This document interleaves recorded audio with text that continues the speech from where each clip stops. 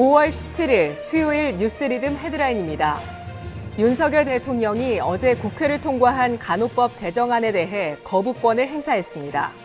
간호법 제정을 원한 간호사 단체들의 강한 반발로 의료 대란이 우려가 커지고 있는 상황에서 특단의 대책 없이 간호법 제정안에 대한 국회 재논의를 요구한 것입니다. 김남국 무소속 의원의 거액 가상화폐 보유 파문이 민주당 친명계의 제 식구 감싸기 논란으로까지 번졌습니다. 비명계는 김 의원의 셀프 탈당을 용인한 이재명 대표의 사퇴를 강하게 주장하고 나섰습니다. 중국 경제 회복이 내수 중심의 성장에만 그칠 수 있다는 진단이 나오면서 중국 리오프닝 효과를 바라보는 우리 경제 전망은 갈수록 비관적입니다.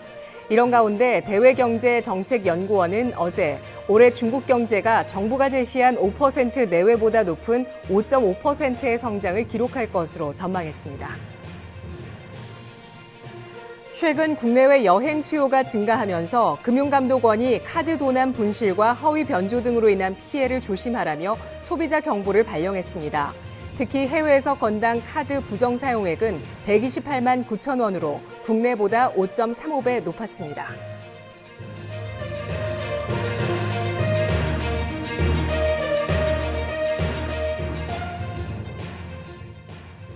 시청자 여러분 안녕하십니까? 뉴스리듬의 권미란입니다. 더불어민주당이 가상자산 거래 보유 논란으로 탈당한 무소속 김남국 의원을 국회 윤리특별위원회에 제소하기로 결정했습니다. 민주당 측은 이재명 대표 지시에 따라 지도부가 비공개 회의에서 이같이 결정했다고 오늘 밝혔습니다. 특히 당 지도부의 늑장 대응으로 민심이 돌아서자 내년 총선을 앞두고 위기를 타개하기 위해 이 같은 결정이 나온 것으로 보입니다. 민주당은 오늘 중으로 윤리특위에 제소안을 제출할 방침입니다. 오늘도 정확한 소식 전해드리겠습니다. 오늘의 뉴스리듬 첫 번째 소식입니다. 윤석열 대통령이 어제 국회를 통과한 간호법 제정안에 대해 거부권을 행사했습니다. 간호법 제정을 원한 간호사 단체의 강한 반발로 의료 대란 우려가 커지는 상황에서 특단의 대책 없이 간호법 제정안에 대한 국회 재논의를 요구한 것입니다. 이 소식에 의료연대는 환영의 뜻을 밝혔지만 간혹의 반발은 더욱 거세지고 복지부는 전전긍긍하고 있습니다. 보도에 박주용, 주혜린 기자입니다. 윤석열 대통령이 16일 국회를 통과한 간호법 제정안에 대해 거부권을 행사했습니다. 국회로 다시 법안을 돌려보낸 겁니다. 윤 대통령의 거부권 행사는 지난달 4일 양국관리법 개정안에 이어 이번이 두 번째입니다. 2016년 이후 7년 만에 현직 대통령으로서 첫 거부권을 행사한 윤 대통령은 이번 간호법 제정안에 대한 거부권 행사로 자신의 대선 공약마저 뒤집은 모양새가 됐습니다. 윤 대통령은 거부권 행사에 앞서 간호법 제정안에 대해 비판적인 입장을 드러냈습니다. 윤 대통령은 생중계된 국무회의 모두 발언에서 간호법 제정안에 대해 유관 직역 간의 과도한 갈등을 불러일으키고 있다며 간호 업무의 탈의료기관화는 국민들의 건강에 대한 불안감을 초래하고 있다고 지적했습니다. 또 직역 간 충분한 협의와 국회의 충분한 수기 과정에서 해소되지 못한 점이 많이 아쉽다고 강조했습니다. 윤 대통령은 간호법 제정을 원한 간호사 단체의 강한 반발로 의료 대란 우려가 커지는 상황에서 이에 대한 별다른 대책 없이 간호법 제정안에 대한 국회의 재논의를 요구했습니다. 무엇보다 야당 주도로 쟁점 법안이 통과됐더라도 사회적 갈등을 중재하며 타협을 이끌어내는 게 대통령의 몫이란 점에서 윤 대통령이 이 책임에서 자유롭지 못하다는 지적이 제기됩니다. 뉴스토마토 박주영입니다.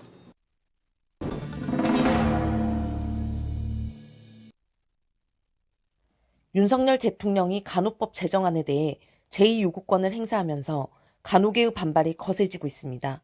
정부는 간호사 처우 개선을 책임지겠다며 간호사 달래기에 들어갔습니다. 조규홍 보건복지부 장관은 16일 정부 서울청사에서 간호법안 관련 국무회의 의결 결과 브리핑을 갖고 간호사 처우 개선은 국가가 책임지겠다고 밝혔습니다. 정부는 지난 4월 간호사의 처우 개선과 장기 근속 방안을 담은 간호인력 지원 종합대책을 발표하였습니다. 간호인력 배치 기준 강화와 근무 강도 완화 방안 등 대책에 포함된 과제를 충실히 이행하며 간호사가 우수한 전문 의료인으로 성장할 수 있도록 지원하겠습니다. 윤석열 대통령은 이날 서울 용산 대통령실에서 주재한 국무회의에서 간호법 제정안 제2요구안을 심의 의결하고 최종 제가했습니다. 간호법 제정안에 반발하며 오는 17일 총파업을 예고했던 의사 간호조무사 단체 등은 이날 대통령의 거부권 행사를 환영하며 파업을 유보한다고 밝혔습니다.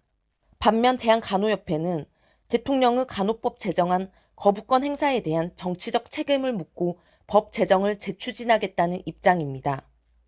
간호협회는 이날 국무회의 직후 서울 용산 대통령실 앞에서 기자회견을 열고 윤 대통령의 간호법 제정 약속은 근거와 기록이 차고 넘치는데 언제 그랬냐는 듯 약속을 파기했다고 비판했습니다.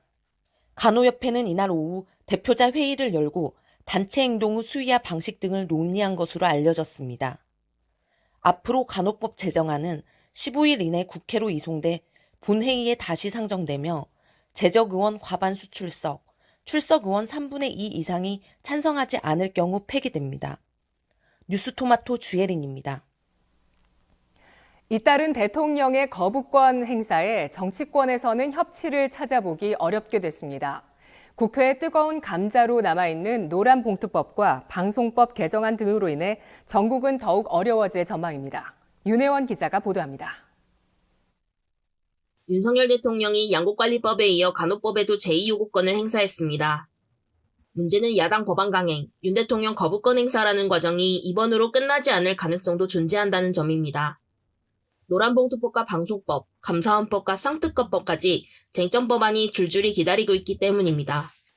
민주당은 노란봉투법 본회의 직회부를 검토하고 있습니다.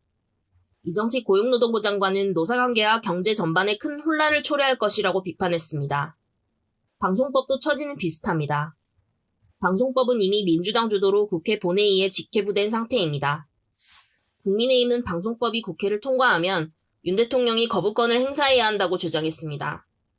패스트트랙으로 지정된 쌍특검과 감사원법도 정부 여당이 강력히 반발하고 있어 거부권 카드를 만지작거릴 가능성은 남아있습니다. 뉴스토마토 윤혜원입니다. 검찰이 김남국 무소속 의원의 코인 의혹에 대해 본격적인 수사에 들어갔습니다. 세 번째 시도 끝에 압수수색 영장이 발부되면서 그간 난항을 겪던 수사에 물꼬가 트였습니다. 한편 김남국 의원의 탈당에 당 차원의 진상조사가 무력화된 것 아니냐는 비판의 목소리가 제기됐습니다. 국회 윤리특별위원회가 김 의원의 징계 절차 논의에 들어갔습니다. 김한희 최수빈 기자가 보도합니다. 검찰이 김남국 무소속 의원의 코인 의혹과 관련해 강제 수사에 들어갔습니다. 세 번째 만에 압수수색 영장을 받아내면서 그동안 난항을 겪었던 수사에 물꼬가 트인 겁니다. 서울 남부지방검찰청은 가상화폐 거래소인 빗썸과 전자지갑 관련 서비스를 제공하는 카카오 계열사에 대해 이틀째 압수수색을 진행하며 강제 수사를 이어가고 있습니다. 전날에는 빗썸과 업비트, 카카오 블록체인 계열사를 압수수색했습니다. 압수수색 영장에는 정치자금법과 범죄수익은닉법 위반, 조세포탈 혐의 등이 적용됐습니다. 그동안 검찰은 두 번의 압수수색 영장을 신청했지만 모두 기각되면서 벽에 부딪혔습니다. 하지만 이번에는 압수수색 필요성 부분을 보강해 6개월 만에 세 번째 청구 끝에 발부받아 강제 수사에 착수하게 된 겁니다. 김남국 의원은 작년 초 빗썸에 있는 코인 지갑을 통해 유믹스 등 게임 관련 코인 80여만 개, 즉 60억 원어치를 업비트 코인 지갑으로 이체했다는 의혹을 받고 있습니다.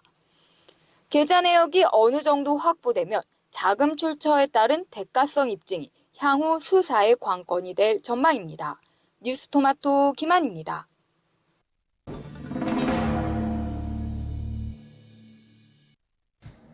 코인 투자 논란에 휩싸인 김남국 의원의 민주당 탈당으로 당 차원의 진상조사가 무력화된 가운데 국회 윤리특별위원회가 김 의원의 징계 절차 논의에 나섰습니다. 하지만 여야 간사 공식 선임 전이어서 김 의원의 징계 절차에 관한 본격적인 논의는 이루어지지 않았습니다. 16일 윤리특위 위원장인 변재일 민주당 의원과 여야 간사를 맡기로 한 이양수 국민의힘, 송기현 민주당 원내수석 부대표는 국회에서 만나 윤리특위 일정과 구성 문제 등을 논의했습니다. 국민의힘은 이 자리에서 김 의원과 관련해 여야 공동으로 징계안을 제출하자고 제안한 반면 민주당은 당과 협의하겠다며 즉답을 피했습니다. 현재 국민의힘은 지난 8일 김 의원을 윤리위에 제소하며 국회법상 최고 수준의 징계인 제명을 강력 추진하겠다는 입장입니다. 뿐만 아니라 국민의힘은 코인게이트 진상규명 TF를 꾸리고 오늘 첫 회의를 열어 진상조사에 나섰습니다. 반면 민주당은 김 의원에 대한 징계 여부를 놓고 고심 중인 가운데 당내에서는 윤리특위 제소를 요구하는 목소리가 나오고 있습니다. 문제는 윤리특위가 본격 가동해도 사실상 그동안 개점 휴업이었던 윤리특위가 제 기능을 다할 수 있느냐입니다. 정치권에서는 윤리특위가 여야 모두 제 식구 감싸기에 급급하면서 유명무실하다는 비판이 나오고 있습니다. 뉴스토마토 최수빈입니다.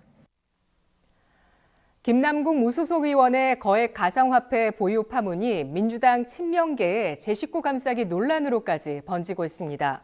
비명계는 김 의원의 셀프 탈당을 용인한 이재명 대표의 사퇴를 강하게 주장하고 나섰습니다. 한편 대장동 관련 재판도 계속되고 있는데요.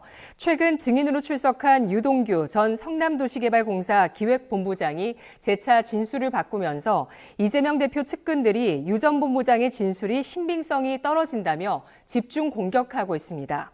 김광현, 김수민 기자가 보도합니다. 김남국 의원의 코인 파문이 민주당 친명계와 86그룹의 제19 감싸기 논란으로 번지고 있습니다.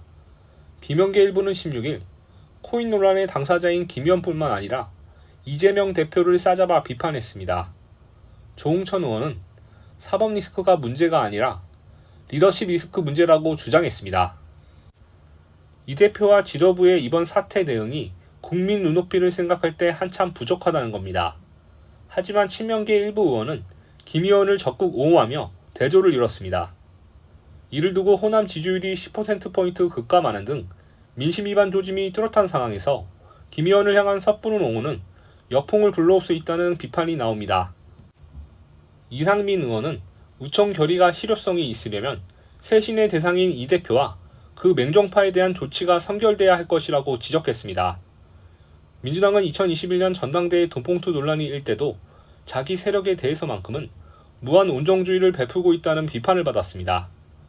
송영기 전 대표가 돈봉투 의혹 관련해 결백을 주장하자 같은 86그룹 김민석 의원은 무력적인 사람임을 보증한다고 송 전 대표를 옹호한 바 있습니다. 뉴스토마토 김광현입니다.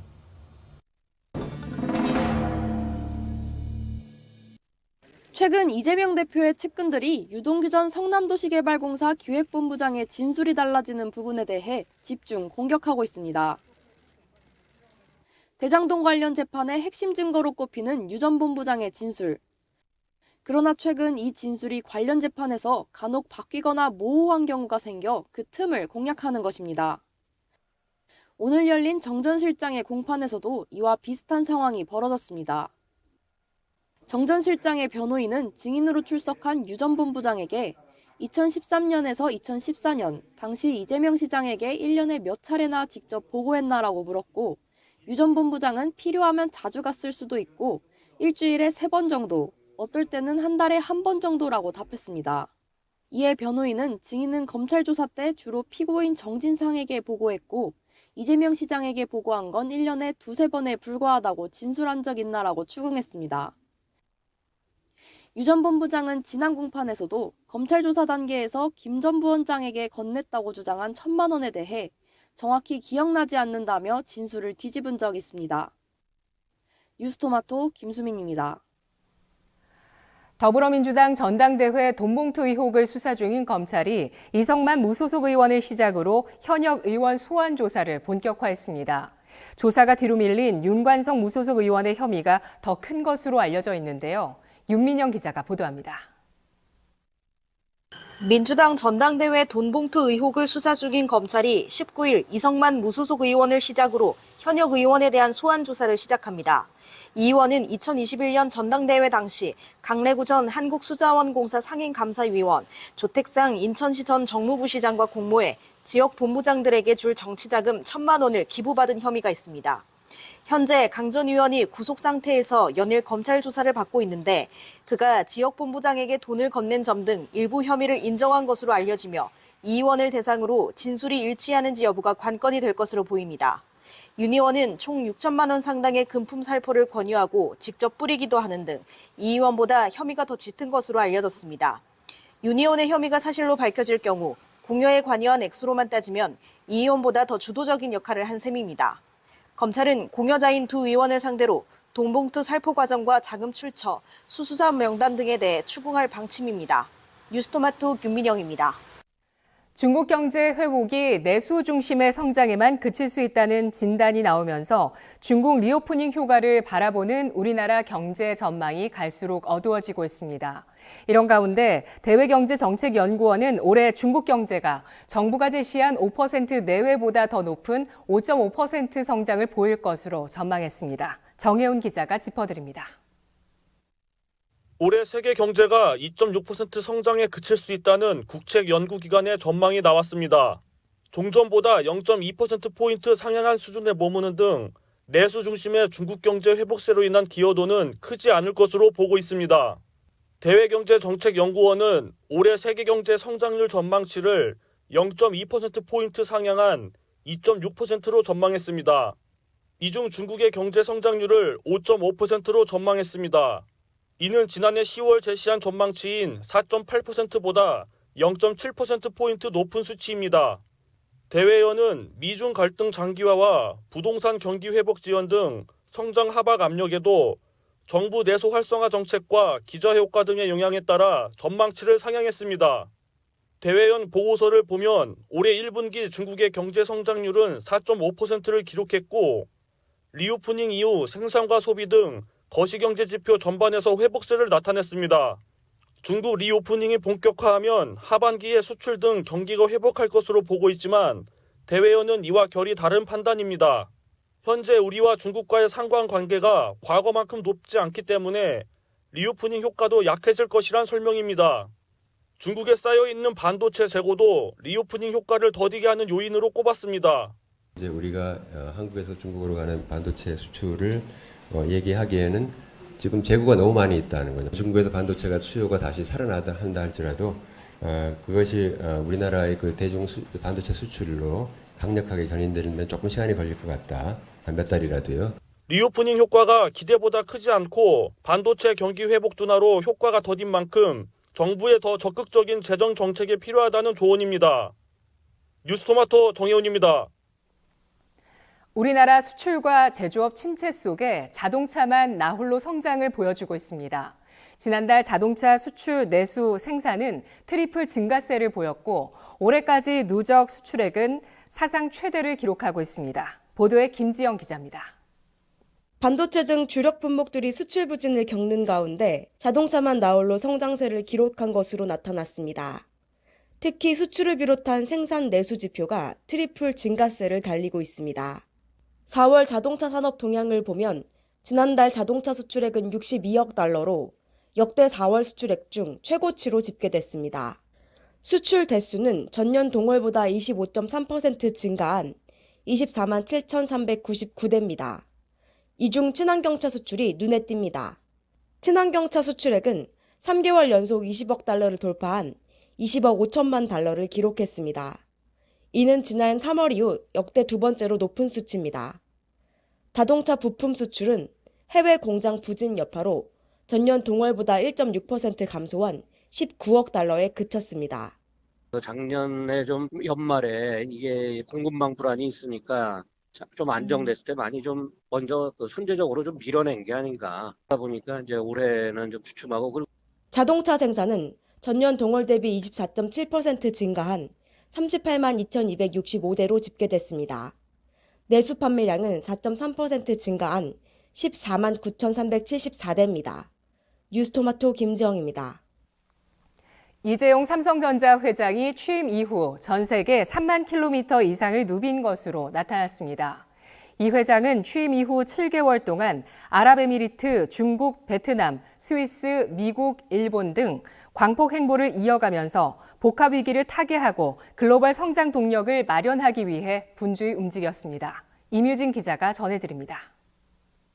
이재용 삼성전자 회장이 취임 후 세계를 3만 킬로 이상 누빈 것으로 파악됐습니다. 지구 한 바퀴의 약 4분의 3 거리를 도는 수준입니다. 차세대 먹거리를 발굴해 새로운 성장 동력으로 삼겠다는 각오입니다. 이 회장은 지난해 10월 취임 후 첫 해외 출장지로 아랍에미리트를 찾았습니다.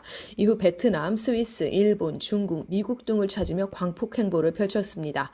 최근엔 22일간의 미국 출장을 마치고 귀국했습니다. 미국 출장에선 일론 머스크 테슬라 CEO 등 글로벌 수장 20명을 만났습니다. AI 분야와 차량용 반도체 같은 삼성의 미래 먹거리에 이번 출장에 초점을 맞춘 것으로 분석됩니다. 뉴스토마토 임유진입니다. 대형 완성차 업체들이 대형 전기 SUV 경쟁을 본격화합니다. 대형 전기 SUV는 기존에 없던 라인업인 만큼 추가적인 투자금이 필요한데요. 더 넓어진 실내 공간과 다양한 첨단 기술을 선보이면서 비싼 가격에도 불구하고 소비자들의 관심이 커지고 있습니다. 표진수 기자입니다. 글로벌 자동차 업체들이 3열까지 확보한 대형 전기 SUV 경쟁에 불이 붙었습니다. 기아는 3열 대형 SUV EV9 사전 계약이 1만 대를 돌파했다고 16일 밝혔습니다. 사전 계약이 1만 건을 넘어선 것은 기아 대표 차종 중에는 처음입니다. 포드도 소비자들의 니즈를 채우기 위해 3열 구성의 7인승 전기 SUV를 이르면 내년 출시할 계획을 세웠습니다. 볼보의 첫 플래그십 SUV EX90도 올 하반기 출시가 예정돼 있습니다. 대형 전기 SUV는 넓은 실내 공간을 확보한 데다 다양한 첨단 기술을 대거 접목해 다소 비싼 가격에도 소비자들의 높은 관심을 받고 있습니다. 3열 전기 SUV는 기존에 없던 라인업으로 생산 라인 변경과 광고비 등 다양한 부분에서 추가적인 투자금이 필요합니다. 때문에 비용 회수를 위한 자동차 업계의 공격적인 마케팅이 필수로 꼽힙니다. 뉴스토마토 표진수입니다. K푸드 수요가 커지면서 국내 식품 업계들이 현지 공장을 확대하고 있습니다.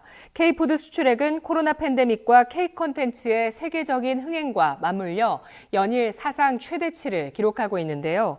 특히 라면의 인기가 뜨거워지면서 농심, 오뚜기, 삼양식품이 깜짝 매출을 기록했습니다. 유태영, 고은아 기자가 차례로 보도합니다. 해외에서 신라면과 초코파이 등 K푸드를 찾는 수요가 많아지면서 늘어나는 수요를 맞추기 위해 농심과 오리온 등 식품 기업들이 현지에 생산 공장을 세우거나 기존 설비 규모를 늘리고 있습니다. 농심은 올해 1분기 영업이익 증가분 중 절반가량을 미국 법인에서 거뒀습니다. 이는 미국 제2공장 설립 후 늘어나는 수요에 적절히 대응한 덕분이라는 분석입니다. 농심은 미국 시장 공략에 박차를 가하기 위해 제3공장 설립 검토에 착수했습니다. 코로나 팬데믹 이후 K콘텐츠의 세계적 흥행 덕분에 K푸드 수출액 역시 연일 최대치를 경신하고 있습니다. 관세청에 따르면 올해 1분기 라면 누적 수출액은 2억 800만 달러, 원화로 약 2,780억 원을 기록했는데요. 이는 첫 2억 달러 돌파이자 기존 역대 최대치였던 지난해 1분기보다 14.3% 늘어난 수치입니다. 오리온은 현재 베트남 공장 가동률이 100%를 초과해 제3공장 설립의 속도를 높이고 있습니다. 대상은 종갓집 브랜드를 앞세워 베트남과 중국의 식품 공장과 김치 생산 공장을 가동 중입니다. 또 유럽 현지 시장 공략을 위해 폴란드에 내년 하반기부터 김치 생산 공장을 본격 가동할 예정입니다. 뉴스토마토 유태영입니다.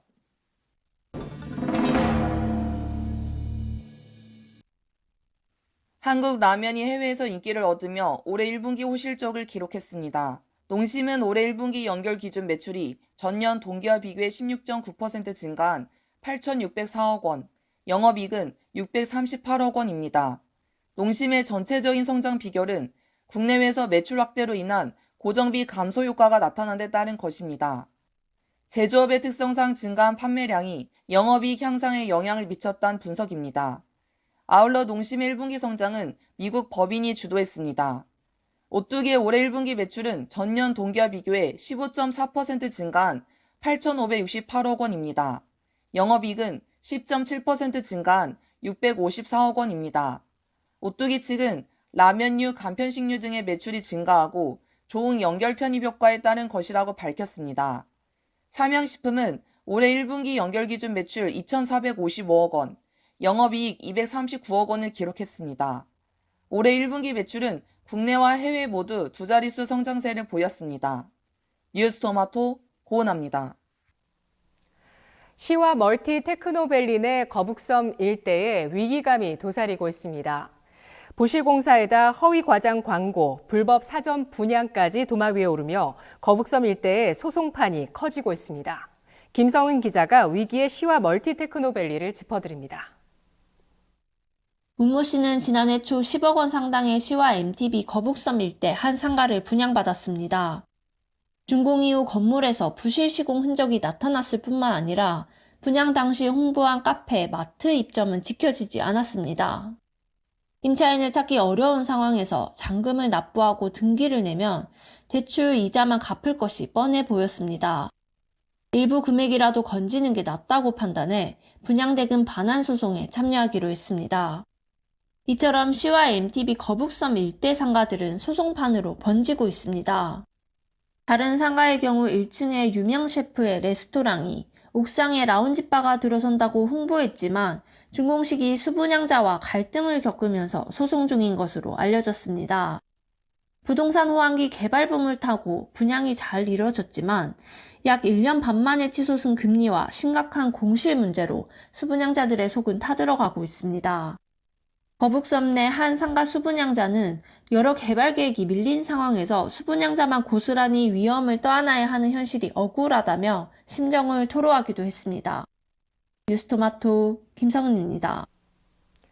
오는 10월 시행되는 납품대금 연동제를 둘러싸고 기대와 우려가 혼재돼 있습니다. 대기업과 중소기업의 상생 기대도 나오지만 제도 악용에 대한 우려도 존재하는데요. 어제 열린 납품대금 연동제 안착 토론회에서 제대로 된 제도 시행을 위한 보완책이 오고 갔습니다. 이범종 기자가 취재했습니다. 10월 4일 시행되는 납품대금 연동제 안착을 위해 연동 대상에 전기료를 포함하고 탈법 행위에 대한 위탁사 입증 책임을 부여하는 조치가 필요하다는 지적이 나왔습니다. 김규환 고려대 교수는 여의도 중소기업중앙회관에서 열린 토론회에서 연동제 약정서 기재 사항에 주 원재료, 위탁기업과 합의해 정한 가스비와 전기료 등을 넣는 안을 제안했습니다. 위탁기업이 수탁기업에 연동제 미적용을 강요하는 일을 막기 위해 법률상 탈법 행위 입증 책임을 위탁기업에 부여하는 안도 소개했는데 이를 시행령에서 규정하기는 어려워 법 개정이 필요하다고 했습니다. 토론에 참여한 전문가들은 2, 3차 협력사도 납품대금 연동제 혜택을 누릴 수 있도록 대기업과 중견기업이 서둘러 준비해야 한다는 의견을 냈습니다. 뉴스토마토 이범종입니다. 주택담보대출금리가 꾸준히 하락하며 변동형 금리의 하단이 3%대로 진입했습니다. 하지만 기준금리 인하 전망에 따라 주담대를 변동형으로 할지 고정형으로 할지 차주들의 고민이 이어지고 있습니다. 한편 연이자 4만 %에 육박하는 불법 고금리 대출이 적발되는 등 불법 사금융 피해자가 속출하고 있습니다. 보도에 신유미, 박한솔 기자입니다.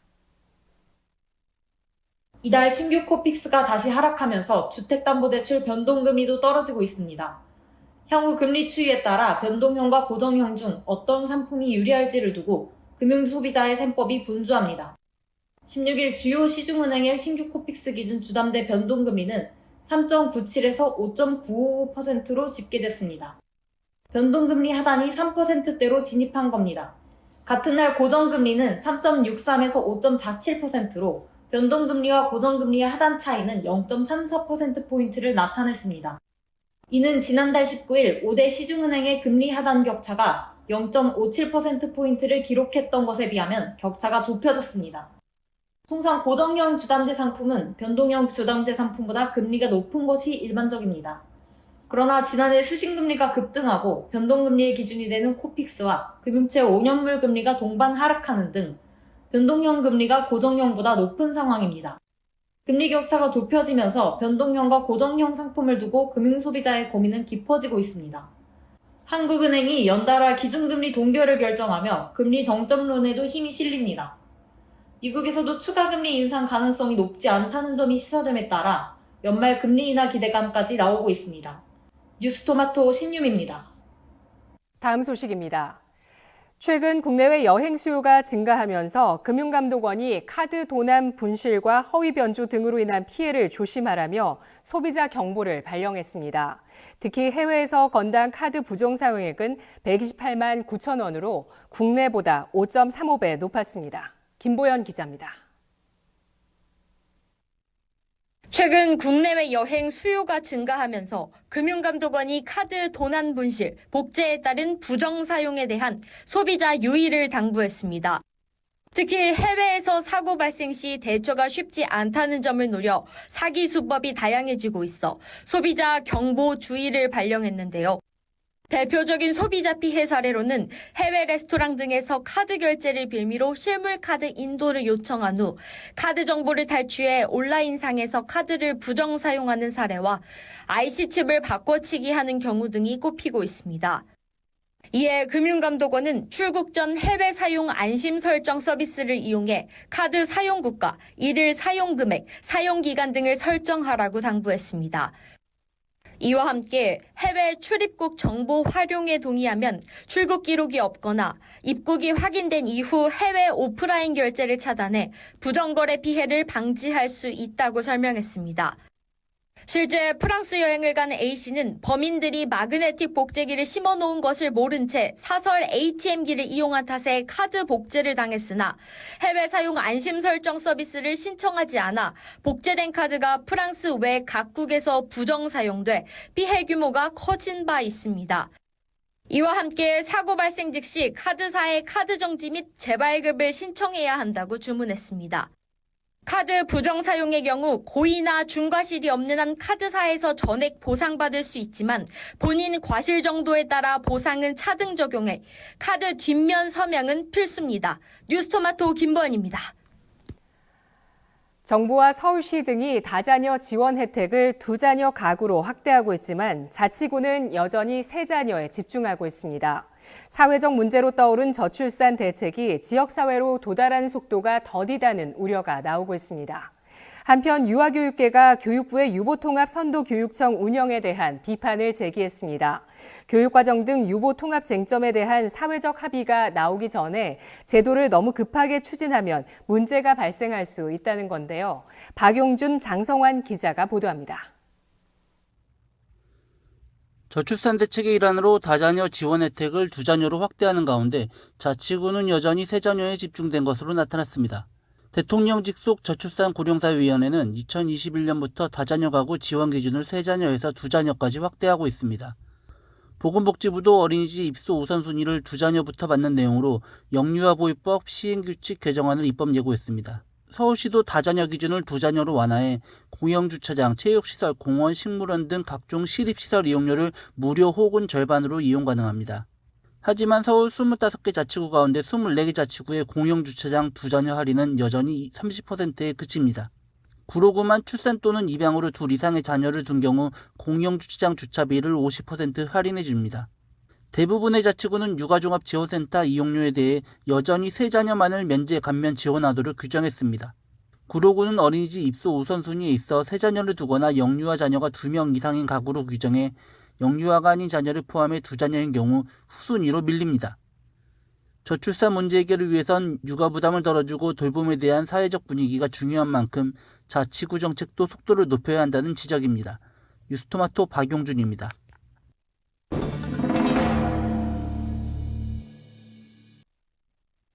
유아교육계가 교육부의 유보통합 선도교육청 운영을 두고 우려의 목소리를 내고 있습니다. 교육부는 지난 15일 서울, 대구, 인천, 세종, 경기, 충북, 전북, 경북, 경남 등 총 9개 시도교육청을 올해 유보통합 선도교육청으로 선정했다고 밝혔습니다. 이들은 각 교육청마다 어린이집 급식비 지원, 유치원과 어린이집 간 공동교육과정 프로그램 운영 등의 과제를 추진합니다. 교육청과 지자체 재원 총 482억 원이 투입될 예정입니다. 이를 두고 유아교육계에서는 비판이 쏟아지고 있습니다. 교육부가 이번 선도교육청 운영으로 자신들이 원하는 방향성에 맞춰 유보통합을 진행할 수 있다는 겁니다. 김철 한국유치원총연합회 정책홍보국장은 정부가 의도하는 대로 유보통합을 진행하기 위한 기초자료로 활용하고자 형식적으로 구색 맞추기를 하는 것 아닌지 의심된다고 꼬집었습니다. 선도교육청 숫자가 너무 많다는 의견도 지배적입니다. 박다솜 전국국공립유치원 교사노조 위원장은 구체적인 계획도 없이 모두 교육청의 재량에만 맡긴 채 이렇게 많은 수의 선도교육청이 잘 운영될 수 있을지 걱정이라고 말했습니다. 뉴스토마토 장성환입니다. 하이브가 AI 프로젝트 미드낫을 선보이면서 K-팝의 성장 동력이 될지 주목됩니다. 특히 다국어 발음 교정 기술을 접목해 영미권을 넘어 전 세계 곳곳으로 K-팝의 저변이 더 넓어질 수 있다는 기대가 나오고 있는데요. 한편 음반사 외에도 AI 기술을 활용한 다양한 시도가 음악계에서 이어지고 있습니다. 권익도 기자가 전해드립니다. 국내 대형 가요 기획사 하이브가 AI 프로젝트 미드낫을 선보이면서 K-팝 성장의 새 활로가 될지 주목됩니다. 미드낫은 그룹 방탄소년단을 발굴한 17년차 가수 이연의 음악에 AI 기술을 접목한 프로젝트입니다. 미드낫의 신곡 마스커레이드는 기술력이 두드러집니다. 아티스트가 가창한 발음을 다양한 언어권에 맞게 교정하고 청취할 수 있도록 했습니다. 우선 이번 프로젝트가 주는 시사점은 K-팝 저변이 영미권을 넘어 전 세계로 확대될 수 있다는 점입니다. AI 기술로 물리적 제약과 언어와 성별의 장벽이 사라지면서 더욱 다양한 창작물이 나올 가능성이 커진 겁니다. 특히 이번 프로젝트는 특정 기업이 자사의 IP를 활용한 저작권 이슈에서 자유로운 AI 창작의 새 가능성을 열었다는 점에서 주목할 만합니다. 지난 3월 K-팝이 위기이며 지표 둔화가 명확하다고 방시혁 하이브 의장은 진단했습니다. 하이브가 AI 쪽으로 발걸음을 크게 옮긴 만큼 K-팝의 새로운 성장 동력이 될지 국내외 음악업계의 이목이 쏠립니다. 뉴스토마토 권익도입니다. 서울시가 올 하반기 지하철 기본요금 인상폭을 당초 300원에서 150원으로 낮추는 방안을 검토 중입니다. 서울시와 코레일 등은 요금 인상 협의에서 올 하반기 150원을 올리는 안을 논의 중인 것으로 전해지고 있습니다. 코레일 측이 물가 상승에 따른 서민 부담을 고려해 단계적인 요금 인상안을 제시했으며 150원 인상 이후 나머지 150원은 추후 인상 시점을 조율하자는 방침입니다. 5월 17일 뉴스 리듬은 여기까지입니다. 시청해주신 여러분 고맙습니다.